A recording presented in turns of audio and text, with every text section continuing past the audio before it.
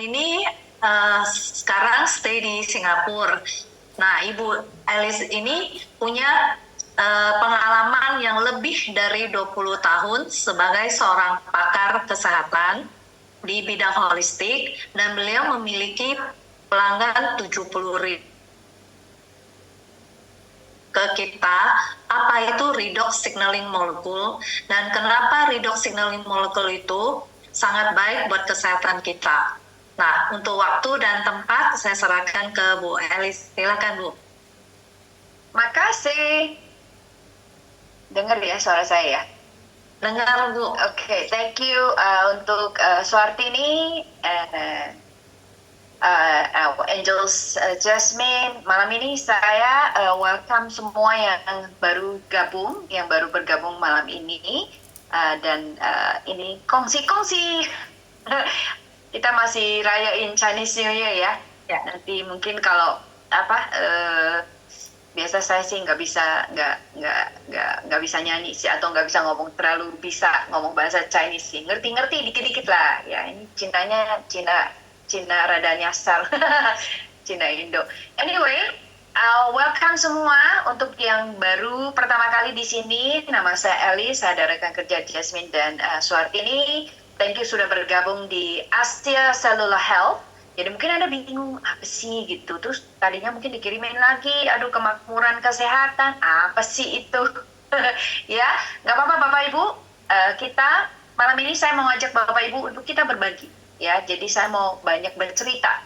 Ya, dan saya berharap apa yang saya ceritakan ini akan menjadi satu berkat, akan menjadi satu pengetahuan baru, akan menjadi satu hikmat baru, sehingga Bapak Ibu bisa bawa ini nanti untuk bisa jadi saluran berkat, atau Bapak Ibu bisa jadikan satu informasi baru, satu pengetahuan baru yang justru akan membantu orang banyak selain diri kita sendiri. Ya, nah jadi saya juga minta, karena ini sesuatu yang mungkin baru buat Bapak dan Ibu, marilah kita belajar untuk Kyunghi dulu ya, tadi udah Kyunghi ya, oke.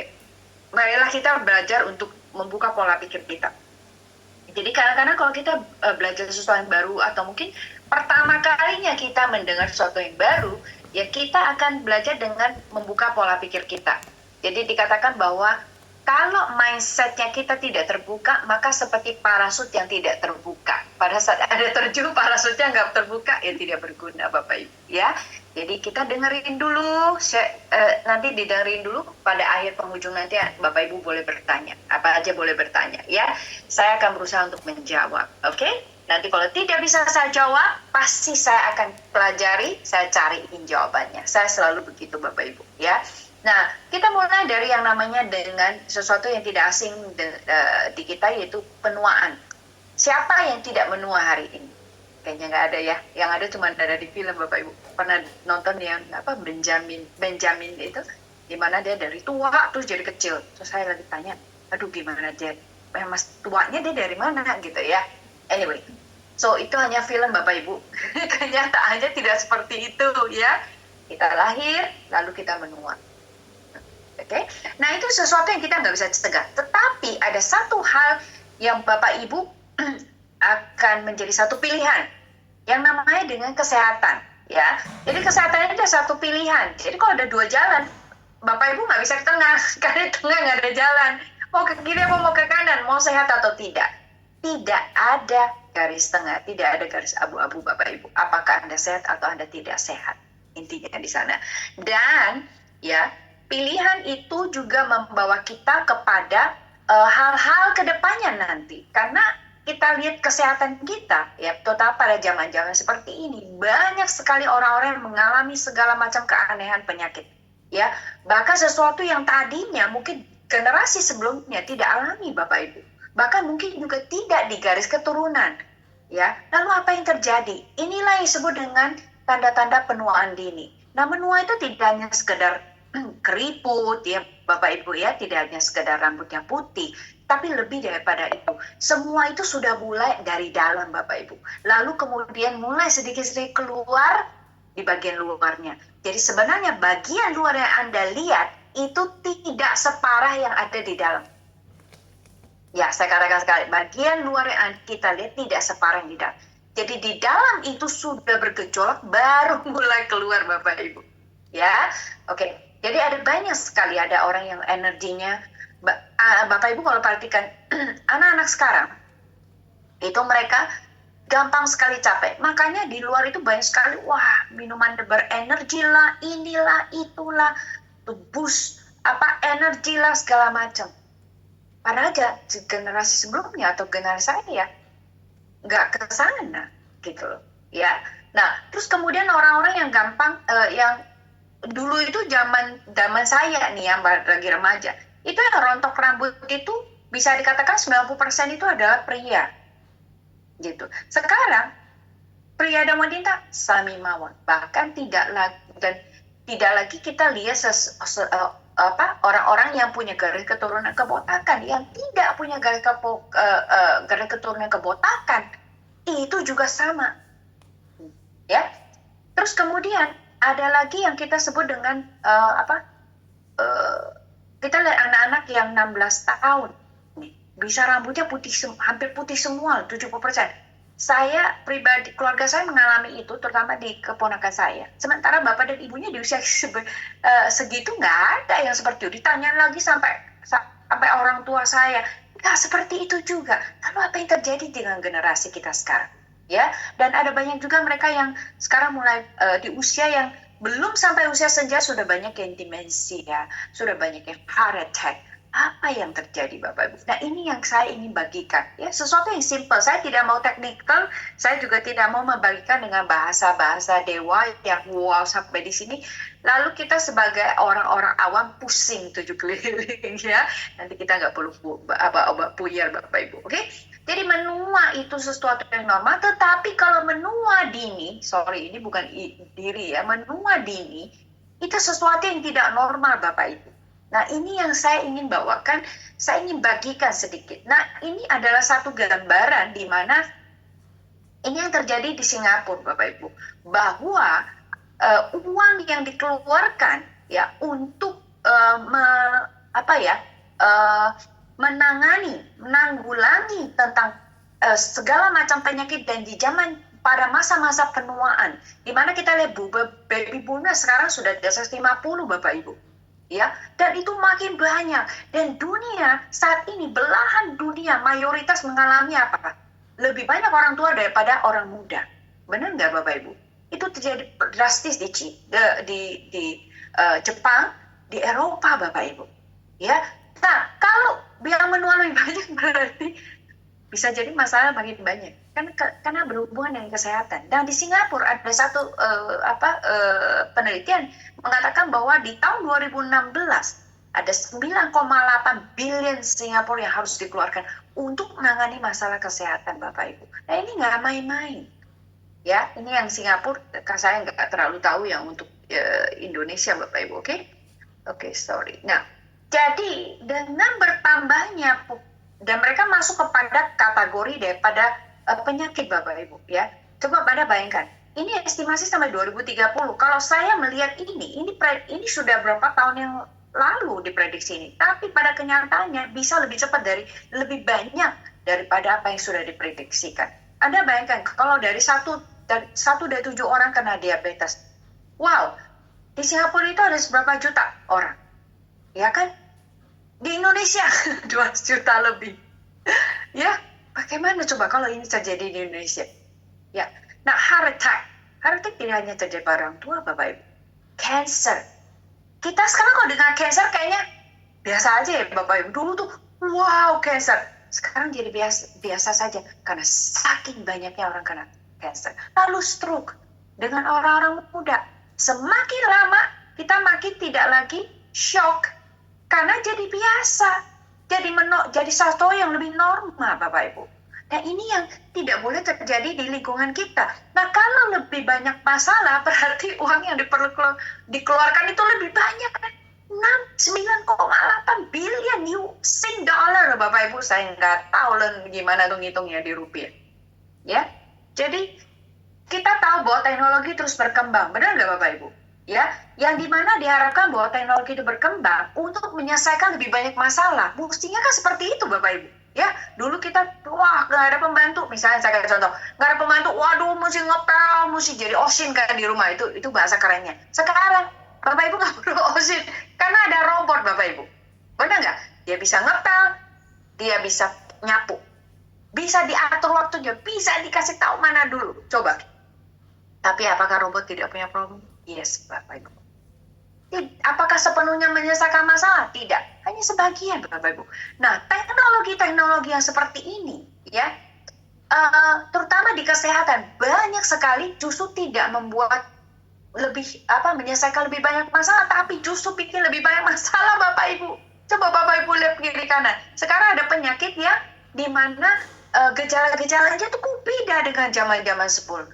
Itu yang saya boleh ingatkan Bapak Ibu, bahwa apa yang dikatakan dunia, jika ada sesuatu yang tidak bisa membunuh Anda, membuat Anda menjadi besar. Di bahasa Inggrisnya dikatakan, anything that doesn't kill, it keep it stronger. Ngeri nggak Bapak Ibu? Terutama virus dan virus. Ya, jadi tidak terbukti. So the more problem, more money. Lebih banyak masalah, lebih banyak uang. Tapi saya ada good news buat Bapak Ibu. The more problem you solve, the more money you make. Lebih banyak kita membantu orang menyelesaikan masalah, maka uang itu akan menjadi bagian bonus di dalam kehidupan Anda. Jadi sebenarnya jangan sampai kita ngejar uang ya Bapak Ibu, mestinya uang ngejar kita, karena kita menyelesaikan banyak masalah. Ya, oke, itu yang saya suka di dalam kalau saya berbagi dengan orang-orang ya. Jadi why are you sick? Kenapa kita bisa sakit Bapak Ibu? Coba. Jadi ada satu missing link di sini. Ya, kadang-kadang kita suka nggak ngerti, kedatang ke dokter.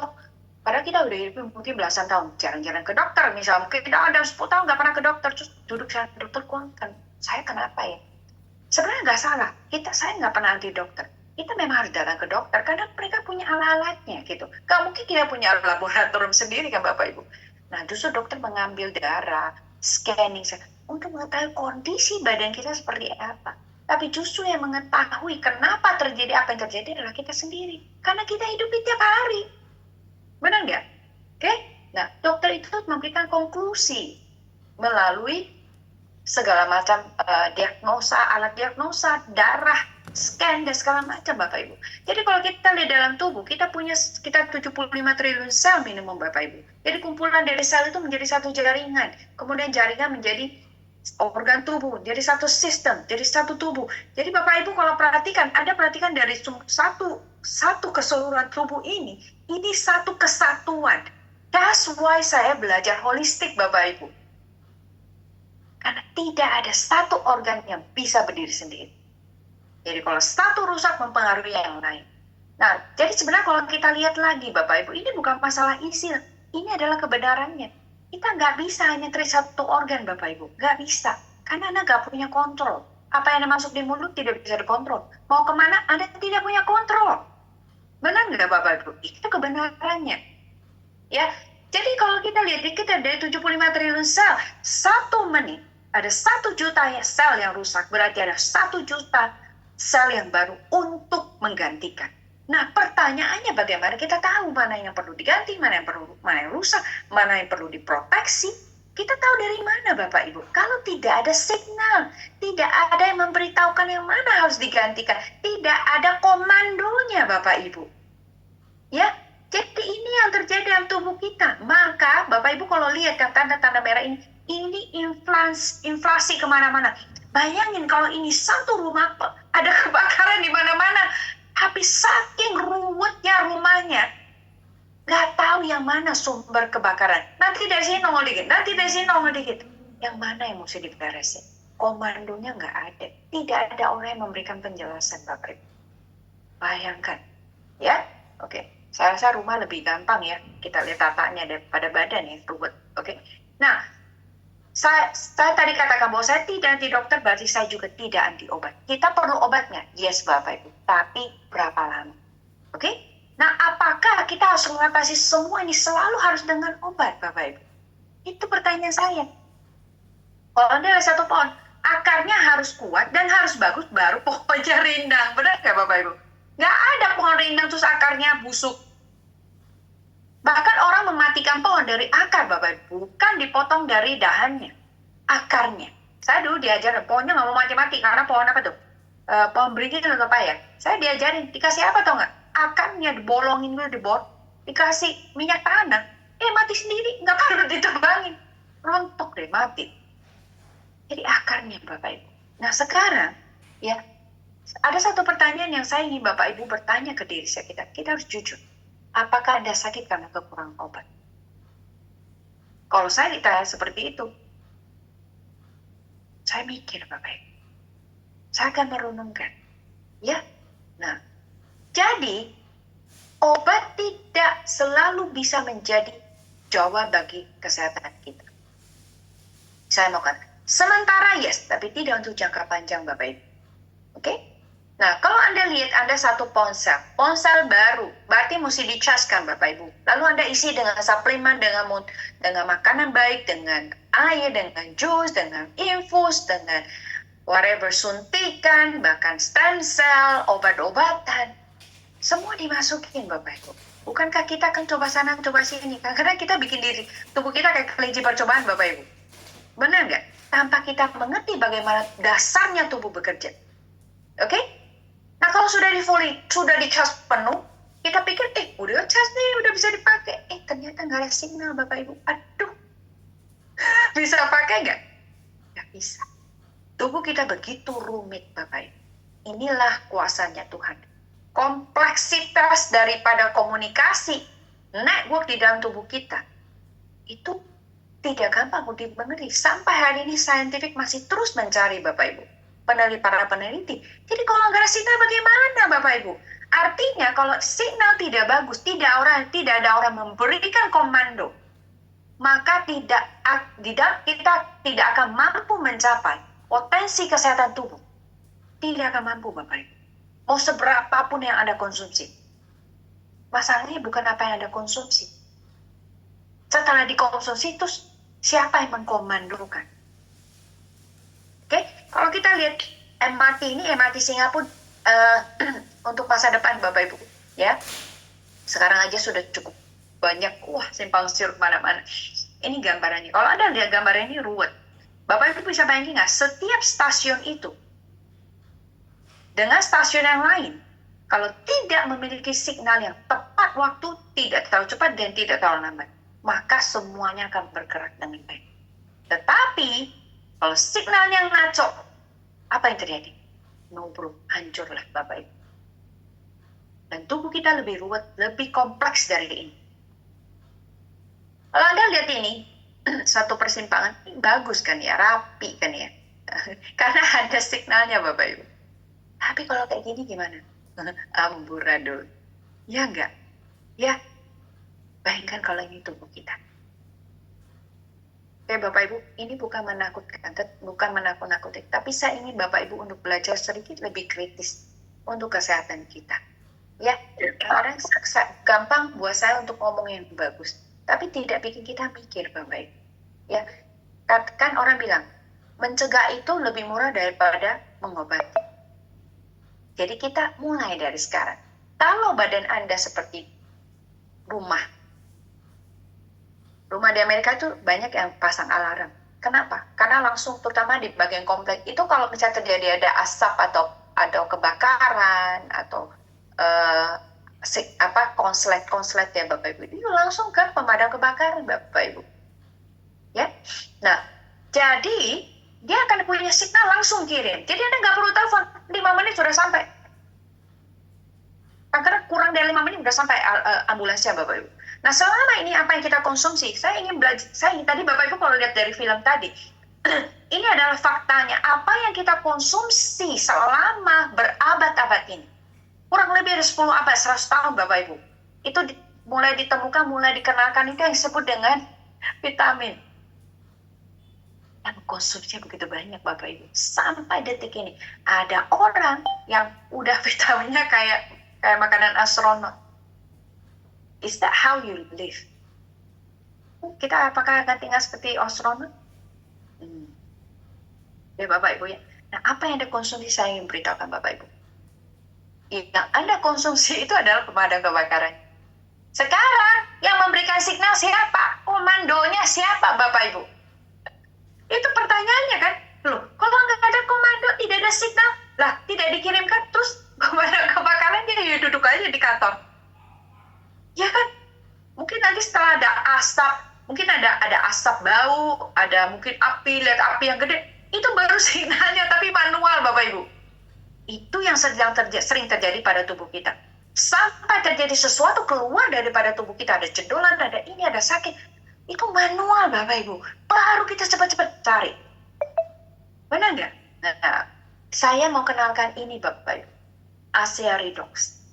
Ya, jadi ini satu-satunya produk yang bisa memberikan signaling di molekul Anda. Jadi memberikan signal di tahap selular kita, sel kita, yang sangat kritikal Bapak Ibu. Ya, jadi Anda pasti tanya, loh, kita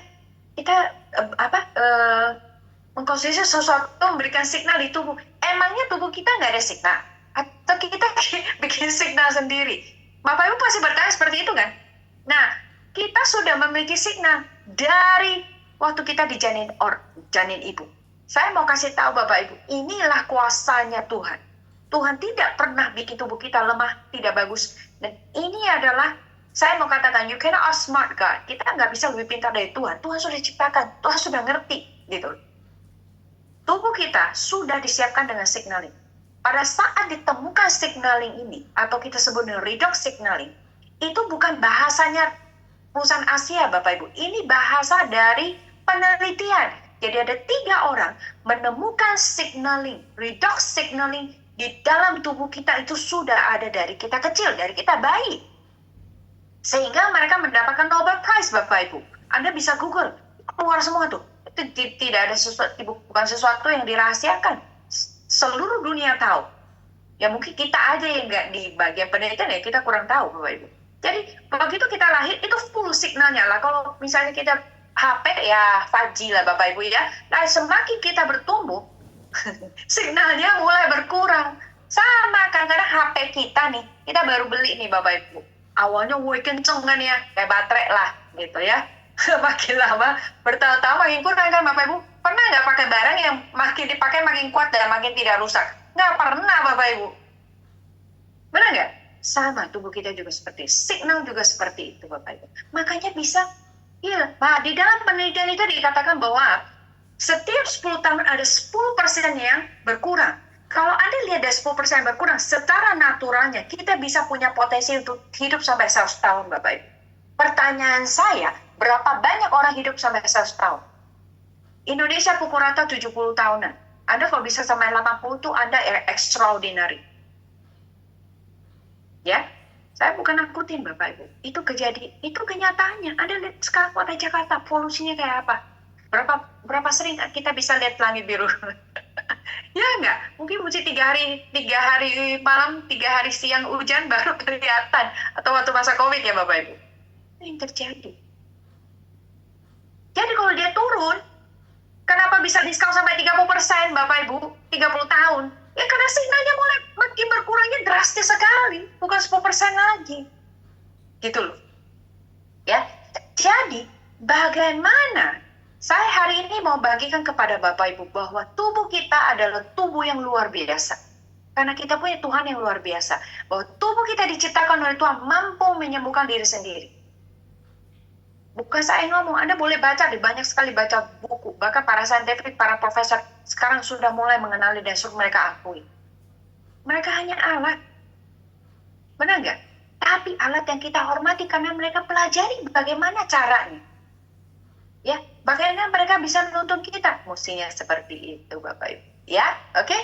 Jadi kita jangan anti dokter ya. Cari dokter yang baik, cari dokter yang punya hati, cari dokter yang mau untuk belajar.